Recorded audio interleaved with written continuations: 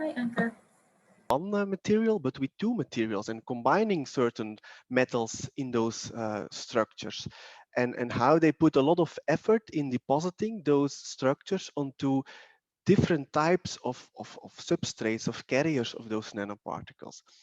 And I think if I can explain you the importance of these parameters in electrocatalysis, that my 25 minutes probably will be over. So let's start by saying a bit, let's see how I can, okay, yeah, like this. What is electrocatalysis? Well, electrocatalysis is simply catalysis. And this slide is a slide that probably all of you already have seen somewhere in high school. If you use a catalyst, the idea is that you lower this energy activation barrier that you have to overcome to go from a reactant to a product. Well, for electrocatalysis, this is exactly the same, and it doesn't differ from any other type of catalysis. And also these figures of merit, it's exactly the same.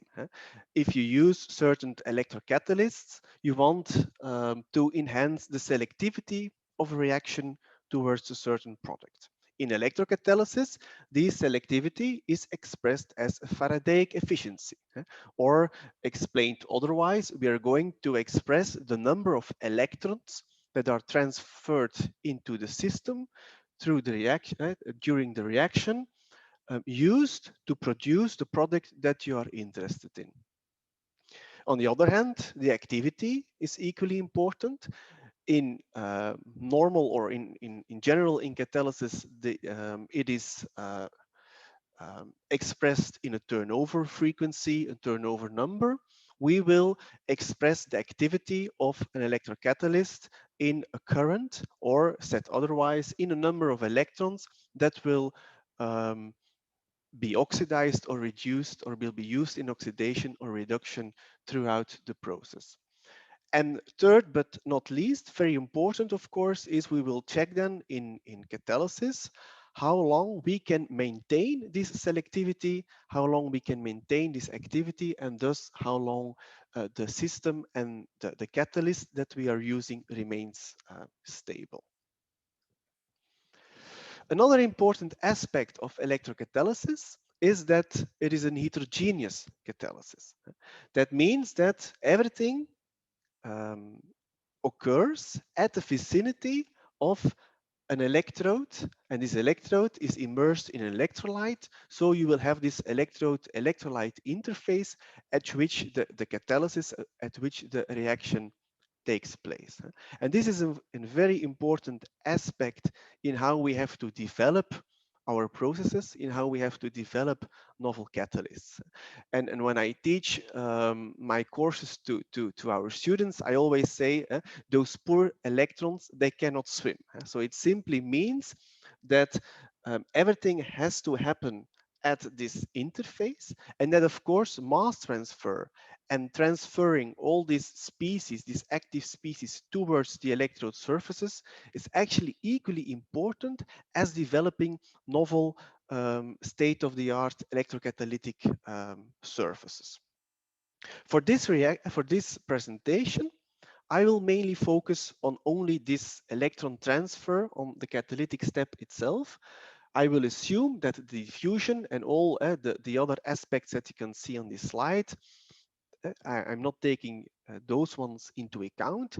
To give you an idea, our colleagues of Delft that are part of the Interreg project, E2C, they focus on different type of electrolyte solutions that we can use, which of course will have a very important impact on the overall process as it is depicted in this slide. So, and if we then zoom into this charge transfer,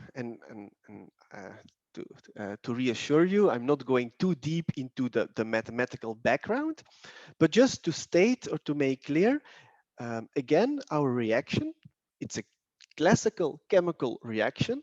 What is important is that for this electrochemical reaction, electrons are exchanged. So you have your reduced species that will be oxidized, or your oxidized species that will be reduced, and you will have an equilibrium in an electrochemical reaction with a forward and a backward step leading to a classical way of formulating this rate equation. I don't know whether I can use this. So that means that, no, this is not working. I will do my mouse. I hope you can see my mouse. Ooh, this was not the ID. How can I go back? Yeah, like this. So that means that if you express the rate of an electrochemical reaction, it is a forward reaction speed, which is and of course minus your backwards reaction, which is a classical way of writing a rate equation. And then you have your rate constants, and you have Arrhenius stating how you can link these rate constants to this energy barrier that I showed you in the first slide, and the Gibbs free energy that is related to this activated complex. Nothing new in that. Where does electrochemistry becomes different? Well, this is what you can see in this slide, where you see that what is important in electrochemistry, that is that the energy that you need to overcome this activation barrier, this is clearly linked to the potential that you apply to the system. And as you can see over here, if you, for example, apply a more negative potential onto the system, then you will see a shift of this activation barrier. And because of that, you will see that it will be much easier in this example to reduce the reactant than to go to an oxidation reaction. And this is very important because now you can see that we link the energy that we need to the potential that we apply. And if you do this within some boundaries, we say, or we can state that this correlation between applied potential and the energy that you need, that this is a linear correlation. And if you then put this together, and again, I'm not going too much into detail, but then you can see that if you then link this to the Arrhenius, if you link this back to your general rate equation of the system, well, then you can see that we have a link between the reaction rate and the potential that we as an electrochemist put onto the system. And this is what we classically know as the Butler-Volmer, because rate we can express in a number of electrons that are exchanged. And then we have this typical relation between potential applied onto the system and the current that flows through the system. And this gives us an interesting feature of insight into the reaction, because now you see that you have this alpha, this linear correlation between potential and energy that you need. You also have these K values, your typical rate constant, and those values, they are of course very dependent on the material that you select for your electrodes into the system. And if we now go a little, as an example, look into what are we doing now electrochemically into the E2C project. Well, this is a picture from our colleague from Vito, Yuvraj, who is also, I think, into this meeting. Well, for example, if you look what CO2, how we can reduce electrochemically CO2, then you see that there are a lot of possibilities, a lot of different reaction steps that can occur.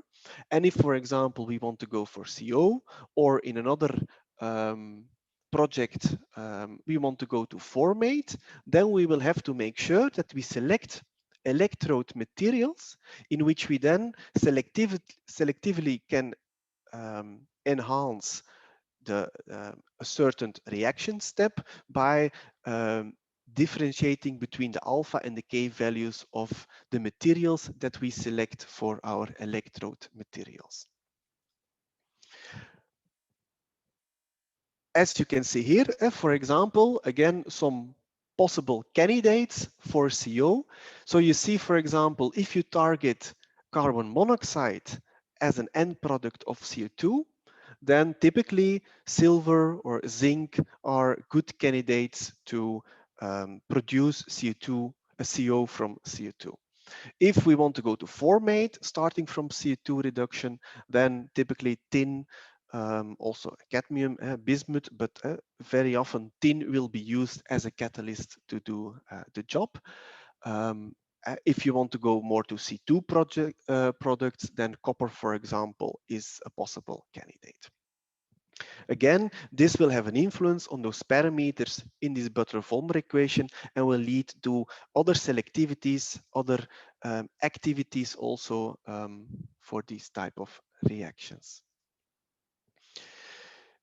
This is also shown in this graph, where you can see that we have different metal centers in nitrogen doped carbons, where you can clearly see that if you look at what is the Faradaic efficiency to produce CO out of CO2, then you can see that you have different efficiencies if you incorporate different types of metals in those doped carbon substrates. The question that you are probably then asking yourself now is, okay, why? What is then the difference? What makes, for example, in this case, that if you incorporate nickel in this n-doped carbon, that you have a high efficiency towards CO, or on the other side, if you incorporate manganese or iron, that this activity towards CO is much lower.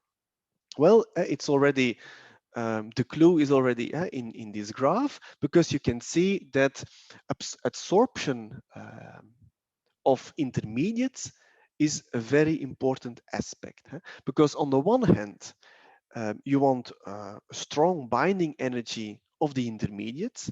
If you have a good binding energy between your substrate, between your catalyst, between your electrode material on the one hand, and the species that you want to reduce, or your intermediates in your selective pathway on the other hand, then it's much easier to transfer the electron, and then this reaction will be promoted. On the other hand, if the adsorption becomes too strong, then you start to poison the catalyst, and the activity of the material for this reaction step will drop. This is what typically the electrocatalyst researchers try to plot in what we call these volcano plots, where you see that the binding energy of an intermediate should be what we say just right. If the binding energy is too weak, then the activity will be lower. If the binding energy becomes too strong, then products that are formed will no longer be released, and because of that, activity will again start to drop. So there is an optimum that we are searching for to have the highest possible activity, and of course also selectivity, because it will then be an active for a certain reaction into the overall scheme. In this graph, we show you the example of the CO2 reduction towards formate, in which you can see that in this case, silver, which is a good candidate to produce CO, will not be a good candidate to produce formate, because the binding energy is too strong.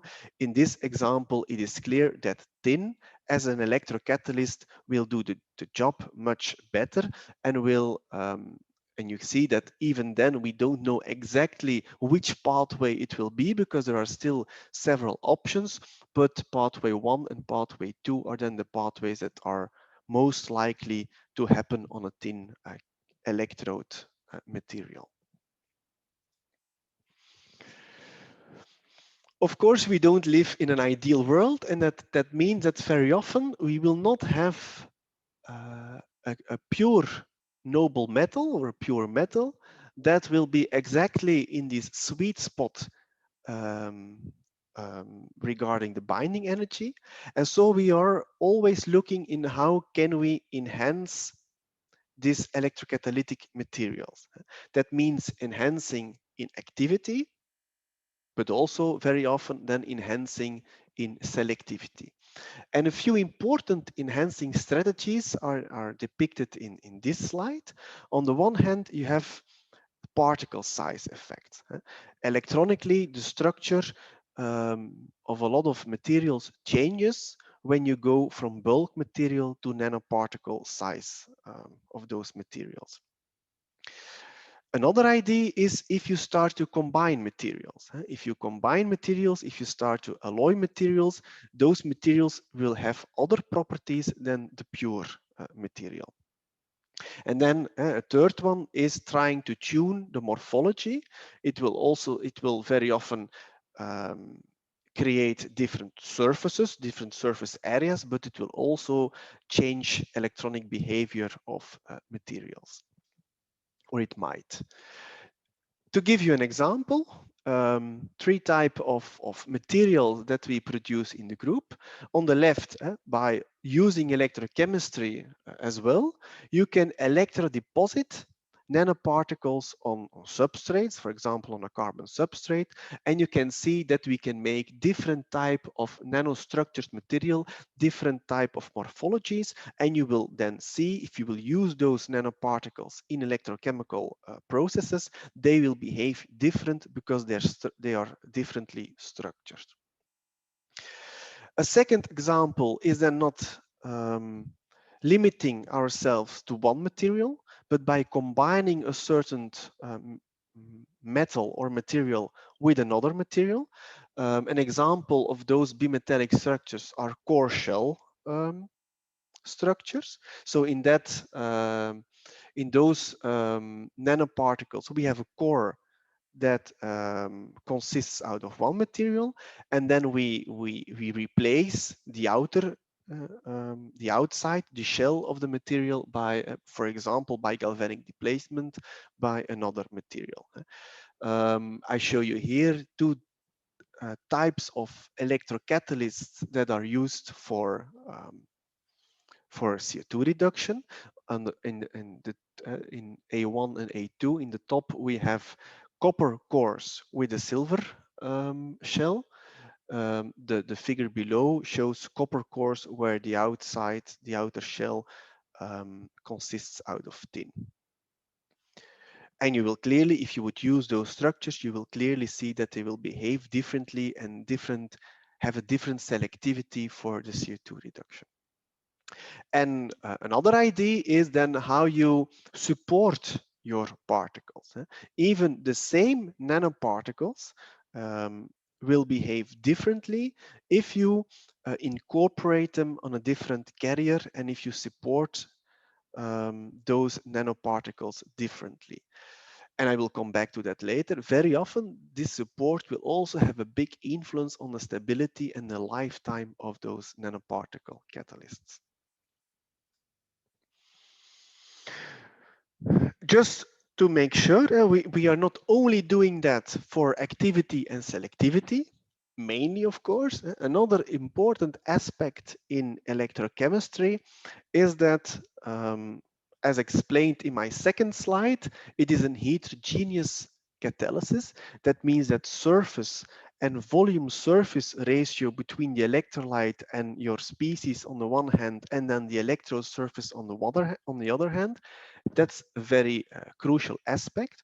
So that means that we have to make sure that we know what is our electrochemical active surface area, and very often we will not express our activities for electrocatalysts just based in current or in current densities, but we will try to calculate what is our active surface area that is available for the electrochemical process, and we will try to plot the electrons that are transferred based on these values. To give you an idea, over here, these are some results for a classical oxygen reduction reaction where we have platinum deposited on carbon and platinum core, copper platinum core shells on carbon, where you can see that if you decide to just plot the current, or you decide to plot the current or the current density based on the amount of catalyst that you use or the amount of surface that you have, the electrochemical active surface that is available. This is, of course, a very important aspect of comparing different type of electrocatalysts in literature.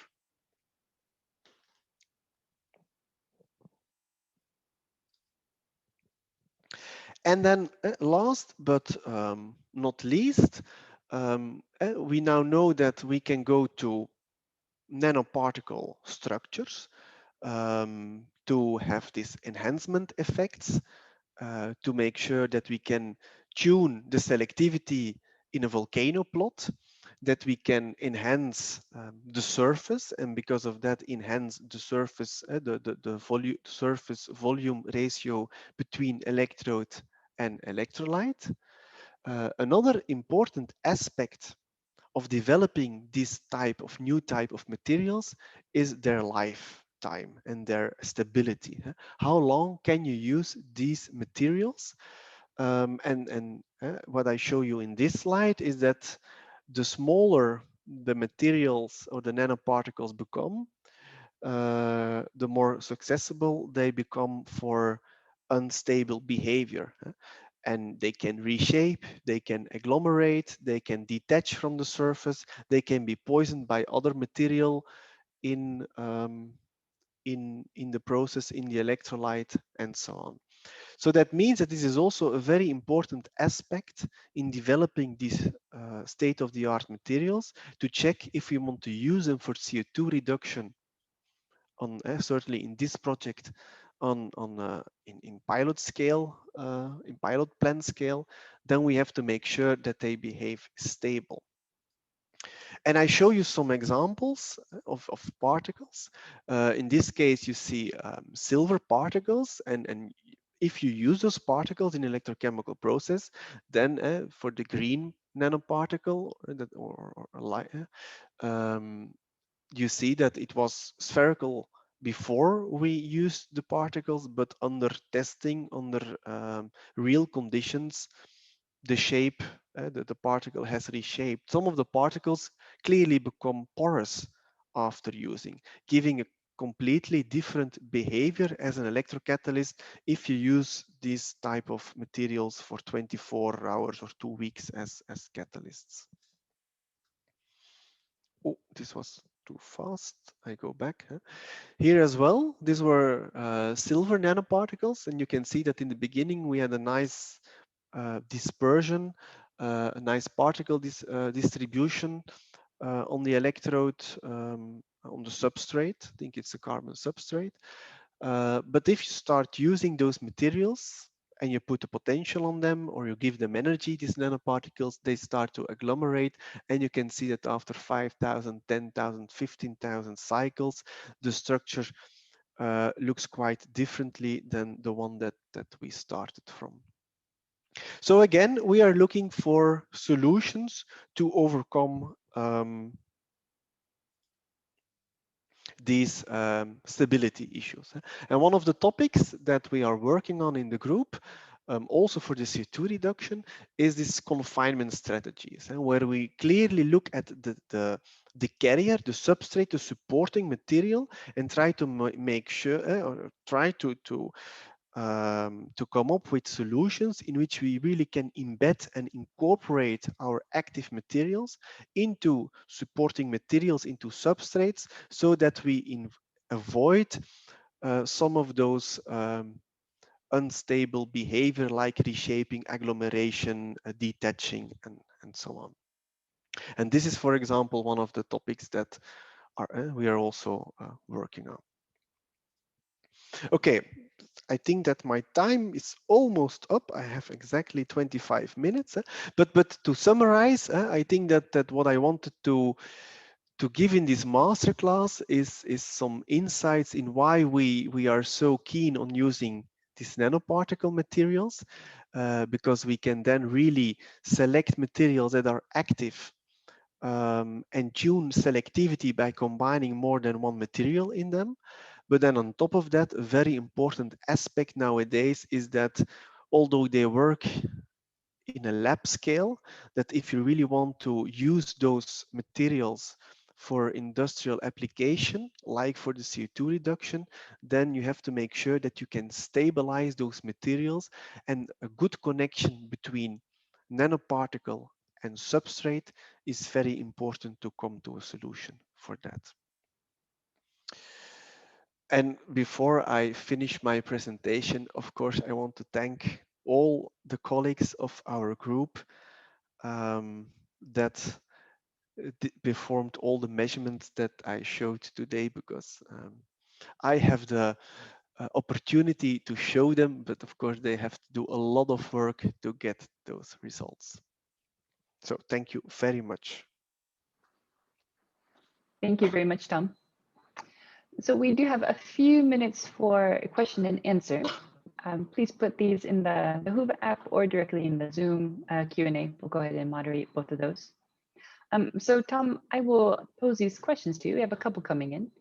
And the first question is, what is the difference between surface area and geometric surface area? Well, a geometrical surface area, that is simply if you have an electrode, which is it's 2 by 2, then it's 2 by 2 centimeters, for example. Then your geometrical surface area is just 4 square centimeters. Then you say I have an electrode surface which geometrically has an area of 4 square centimeter. But the real surface area will be different, because you will then deposit nanoparticles which have a three-dimensional structure, and because of that, of course, you will enhance the surface, the outer surface that is available for the electrochemical reaction. So if you, that's also what we try to visualize in this slide. If you spray coat, for example, your catalyst on top of this 2 by 2 geometrical area, then the real surface area will become much larger, and you will have much more current because you have more active surface to perform the reaction. What is then the difference between this with that and the electrochemical active surface area? It could be that some of those particles are not active, that you have poisoning of 20% of the particles, of that 20% of the particles are covered with some binder that you use to stick the nanoparticles on top of the surface. Yeah, all the area that is covered by a binder, for example, yeah, that will not be a surface area that is available for the reaction. So then again, if you want to be really correct, you have to calculate the area of particles that are electrochemical active, and that is what we then call the electrochemical active surface area. Great, thank you. I have another one that came in. It says, first, thank you for the nice presentation. And the question, how is the binding energy of intermediates determined in the volcano plot? Yeah, it depends a bit. I go. Wacht. Why don't I see my slides anymore? I think you have to go back. Yeah.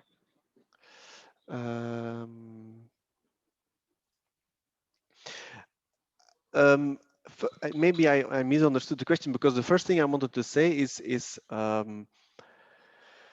what you put on the axis over here. It depends a bit. So that means you always express on the x-axis a binding energy of one of those intermediates, and this can be different depending on how you what the reaction mechanism is. You can plot a different intermediate, or the binding energy for a different intermediate over there.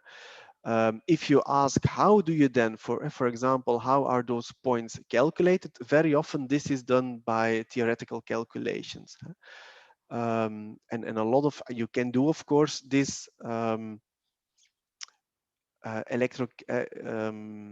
experimentally, but a lot of volcano plots are calculated by theoretical modeling, where they really estimate the binding strengths in the chemical binding between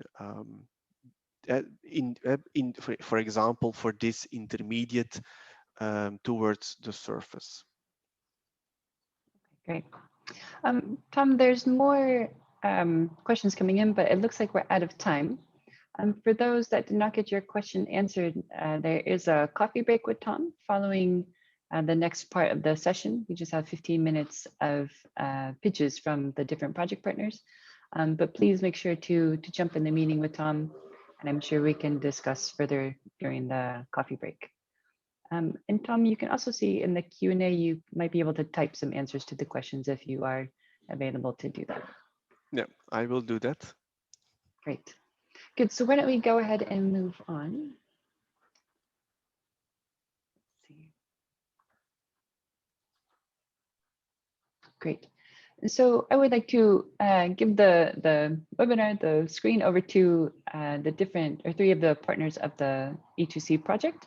They're going to just give you short pitches about the different activities that are taking place in the project to give you some information what we're doing there. So I'd like to first invite Nick.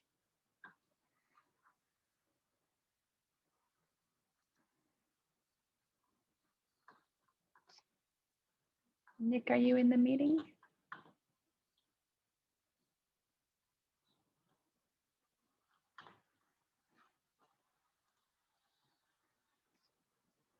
I don't see him.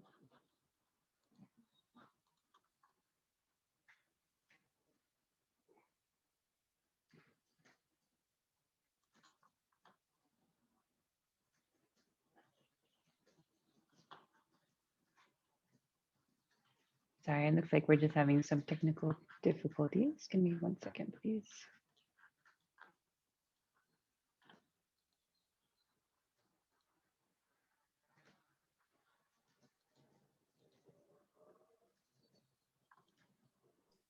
Erin, can it be that Nick is not panel lit and that he cannot unmute or his mic? He's definitely on a panelist. I will just make sure he's Nick, if you hear me, you can definitely join separately from the Whova app. If you can join directly through the Zoom link. I've resent the Zoom link.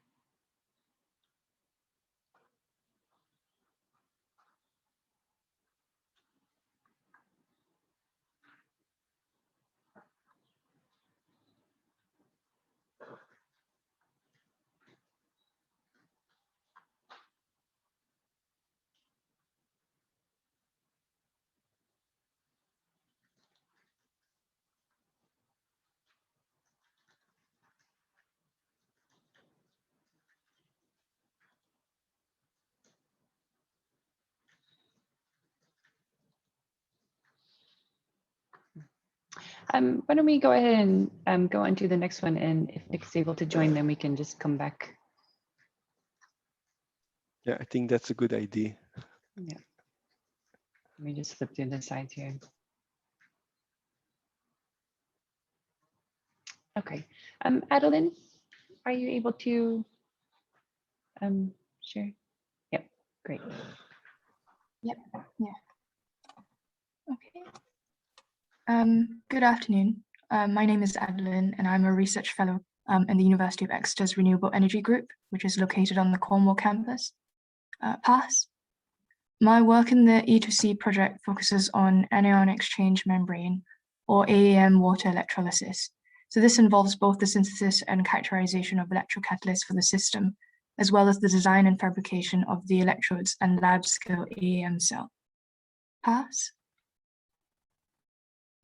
So what is the big problem? So the global hydrogen demand has been increasing at a steady pace over the last few decades. And although hydrogen is an abundant element in the world, it is rarely found as a gas and therefore must be separated from other elements. Presently, the main method of hydrogen production in the world is steam methane reforming, which produces significant carbon dioxide emissions. So water electrolysis is an alternative method to hydrogen production, which if produced from renewable sources, has the advantage of being carbon-free, unlike the other methods of hydrogen production. PASS.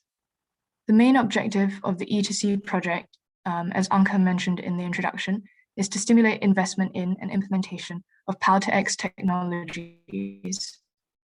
So as such, the project has two technology lines, one of which is for the direct conversion of CO2 to platform chemicals, such as formic acid and CO, and the other for the indirect confined sediments, with input of hydrolysis. Current electrolysis technology is largely on solid polymer electrolyte systems, such as PEM electrolyzers, which still face issues of high costs. Traditional alkaline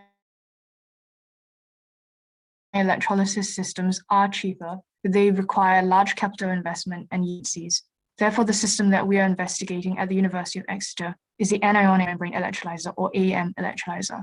This system combines the operational advantages of a PEM, of a solid polymer electrolyte cell, one which provides flexible and rapid response, and the cost-effective nature of a traditional alkaline electrolysis system, in which cheaper materials can be used.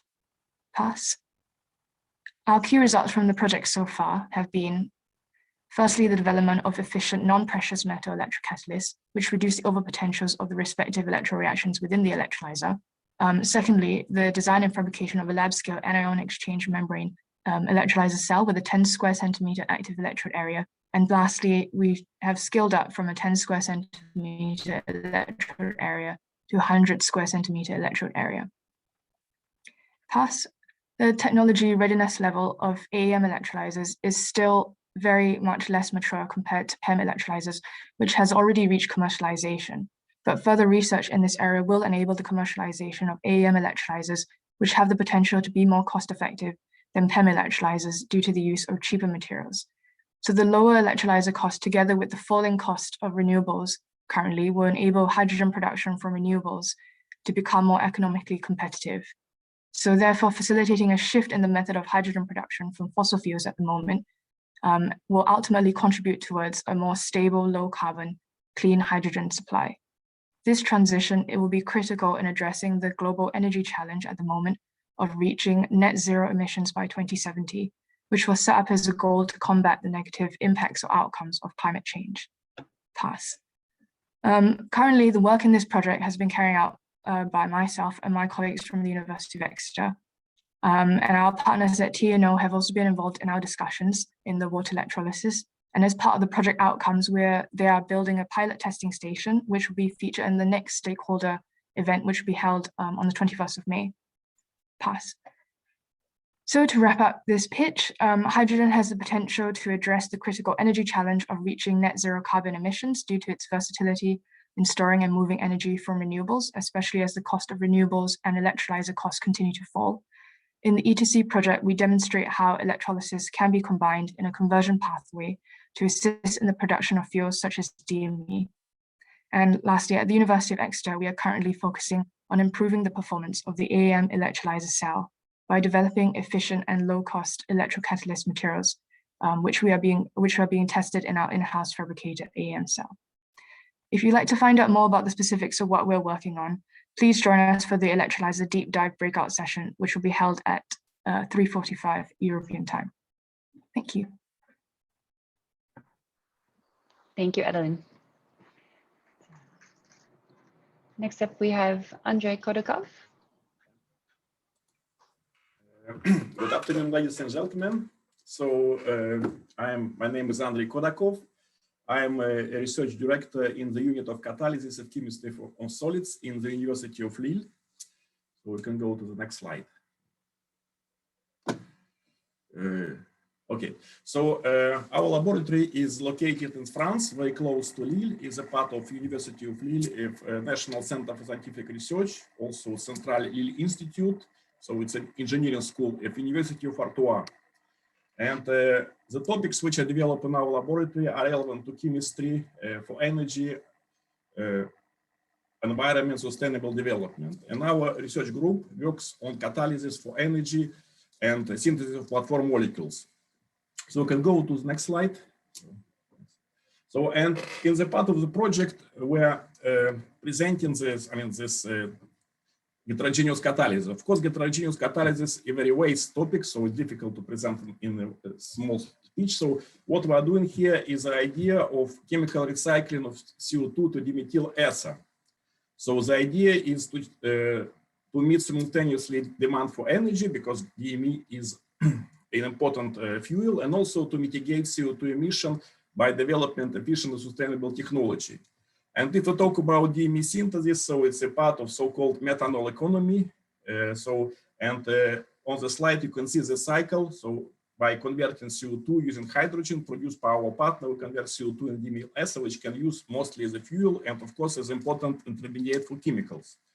So, and if we talk about DME synthesis from CO2, the chemical reaction are shown on the slide. So the reaction proceeds via formation of methanol. So, and there are reaction relevant to synthesis of methanol and also methanol dehydration to dimethyl ether. So for that, when we design a catalyst for this reaction, we need to think a process for this reaction. We need to think about methanol synthesis and methanol dehydration. So in our work, we are using the approach which is based on synthesis of new materials, on using new process. So next slide, pass. So, and if we talk about dimethyl synthesis, we have the challenges relevant to thermodynamics and also to conversion and selectivity. So on this slide, you can see just calculation, which show maximum conversion, which can be obtained for CO2 hydrogenation to dimethyl ether. So, and what we can see is that for the reaction which involves this process, we have limitations. So if we want to obtain very high conversion, so we should to operate at very low temperature, actually at relatively low temperature, so and at high pressure. Of course, if we want to work at very high pressure, this introduces limitation to the cost of the process. And the problem when we want to operate at low temperature, we don't have, say, thermodynamic limitation, but we have kinetic limitation. So the second challenge in this process is shown on the right slide is different product, different reaction which are involved. So in addition to production of dimethyl ether, we can obviously produce methanol, but in addition to methanol, we can produce methane and CO. So methane and CO are not desirable product of this process. For that, we have to think about optimization of the catalyst, and we have to develop a catalyst which combines basically two functions. One, so for synthesis of methanol, and the second for methanol dehydration. And of course, we need to take into account interaction between methanol synthesis and catalyst and acid catalyst. Next slide. So next slide. Next slide shows some example of our results. So I mean, we developed in many catalysts here examples of copper, palladium, bimetallic catalyst. So, and this is just high resolution microscopy images. And you can see, for example, for this catalyst, we can clearly formation of small bimetallic metal nanoparticles. So we see clearly here, for example, that you have copper and palladium, they interacting each other in the catalyst, forming the catalyst. So when, of course, when we prepare the catalyst, we are testing this catalyst. And in the middle of the slide, you can see the conversion. So how much conversion we can obtain. So conversion, if we work in steady state operation, is relatively low. So it's you have the line showing thermodynamic limitation for this process. So and then the second on the right hand slide, you can see the selectivity. So and basically what we obtain methanol, dimethyl ether, and also in some cases on some catalyst, and also depending on the operation condition, we can obtain methane and CO. So in this part, say about catalyst design, we design many catalysts, and so by optimizing the catalyst and temperature, pressure, reaction condition, we are trying to minimize the production of undesirable products such as CO and hydrocarbons. However, you can see that if you just work in steady state operation, we are not able to significantly increase the conversion and the yield of dimethyl ether because we are limited by thermodynamics. So pass, next slide. So, and in order to optimize the process and to enhance the production of dimethyl ether, so we proceed to process intensification. So, and this is the principle of sorption enhanced dimethyl ether synthesis. So you see that dimethyl ether synthesis is limited by thermodynamics, but if we remove water, which is a product of dimethyl ether synthesis reaction, by using a sorbent and applying so-called the principle of Le Chatelier, we're able to significantly increase the conversion, selectivity, and yield of dimethyl ether. So what happens here is that by using the best catalyst which we are developing, using the process, the strategy based on sorption enhanced dimethyl ether synthesis, we can shift thermodynamic equilibrium and produce much higher yield of dimethyl ether. And on the right slide, you can see this calculation on thermodynamic calculation on the say left part, and the right side experimental results obtained in SIDMES. So if we just working basically with CO2, hydrogen, and under steady state condition, the selectivity to dimethyl ether is limited by thermodynamics and the yield also. But conducting SIDMES, we can significantly increase selectivity and the yield of dimethyl ether from CO2 hydrogenation. Next slide. So here, so of course, I couldn't show here the whole team which is working on this reaction, but here there are 3 partners. Is our laboratory in Lille, but mostly involved in catalyst development. There is also a part is modeling, because we model the process, model the reaction, the selectivity, and also very important part is process design and demonstration. And Soraya, so she will join me later for a breakout session. We will be pleased to answer your questions and comments about this work, maybe some suggestions. So I hope it will be a nice discussion. So pass. So here, just the takeaway messages. So first, what I want to emphasize that we are developing bifunctional hybrid catalysts for direct dimethyl synthesis from CO2 hydrogenation. And you can see that we can develop very good catalysts, but anyway, we'll be limited by thermodynamics because we need high pressure and maybe low temperature, which is difficult to achieve. And also the solution which is being developed is a combination of best catalyst and also selective water removal from the reactor using SIDMES procedure, which can help us to significantly increase the yield of dimethyl ether. So, and next slide. So, and to discuss in details, I invite you to join me and Soraya at the breakout session. Will be later at 4:20 p.m. Thank you very much. Great, thank you very much. Do we have Nick in the meeting now? Yes, I managed. Great. Let me see if I can Restarting the computer did the trick. Okay, great. So, all right. Yeah, we're running a little bit behind, but go ahead and give your pitch, and then we'll get to the copy. Okay, thank you. So, who am I? Well, I'm Nick Dames. I'm a postdoctoral researcher at the University of Antwerp, working at the research group of applied electrochemistry and catalysis, or ELCAT. And my research fields are electrochemistry, electrocatalyst synthesis, and I apply both for the electrochemical reduction of CO2 to a set of products. Next. So the direct electrochemical reduction of CO2 to formate, as some of you will know, is already highly selective and already reaches high activities, but the big remaining problem for implementation is actually still the stability of the system as a whole. Next, and how we want to approach this problem is by looking into the electrocatalyst and by targeting more stable materials. So our target is to reach current densities of above 100 milliamps per square centimeters in combination with a high Faraday efficiency and, most importantly, a stability of more than 1 week. Next, and this is relevant. We believe this is relevant because we can, like that, possibly in the future, offer a green alternative for the current fossil-based production process. Next. Now, how do we approach this? Well, we have actually a dual approach. We are looking in 2 ways of synthesizing new electrocatalysts. And the first one, as already highlighted by Tom in his masterclass, is actually the nanoparticle confinement, where we actually try to embed tin oxides nanoparticles in a mesoporous carbon framework, as such limiting their movement and making them less prone to degradation mechanisms. And in the second instance, we're also trying to increase the available surface area of the active catalyst by looking into 3-dimensional tin oxides. Next. So the first type of electrocatalysts you can see here. You can see a TEM images where you can see the nice aligned pores, which are the vertical lines. And in the circles, you can see that the tin has also been successfully incorporated into the framework. Next. And then here you can see some time images of some mesoporous tin oxides.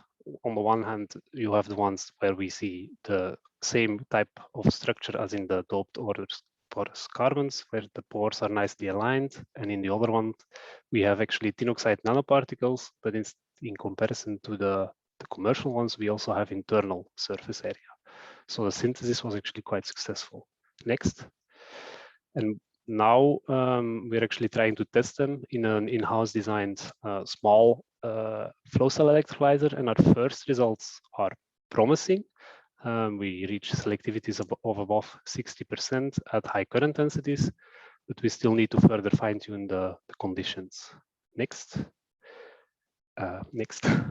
So what's up next? Well, what we will do in the next steps is further evaluation of the catalyst, and of course, most importantly, have a look into the stability. And we will do this by exposing the catalysts for a long time to these high current densities and looking into their selectivity. Next. So the potential impact is, of course, that if we manage to reach highly stable catalysts, we should be able to get a sustainable electrochemical production process that can compete with the industrial process. And future applications of our catalyst could be found in other CO2 reduction products like ethylene, carbon monoxide, or methanol, or even in other electrochemical processes like the water splitting or the nitrogen reduction reaction. Next. And in this work, we collaborate with Vito on the one hand to incorporate our catalysts in the final electrode, which will be part of the reactor, and with Vito and TNO for the large scale evaluation. Next. So what are my takeaway messages?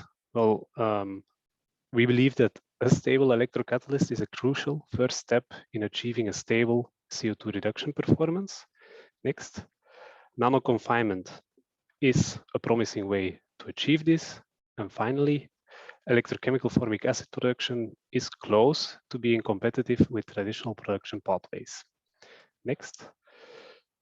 So if you want to discuss more, you can always join the breakout session on catalysts and electrodes for electrochemical CO2 conversion. Thank you. Great, thank you very much, Nick. Good, so for everybody, now it's time for the first coffee break. You can find the links if you go to the community tab of your Whova app. And please join one of the rooms and be able to discuss with the different attendees.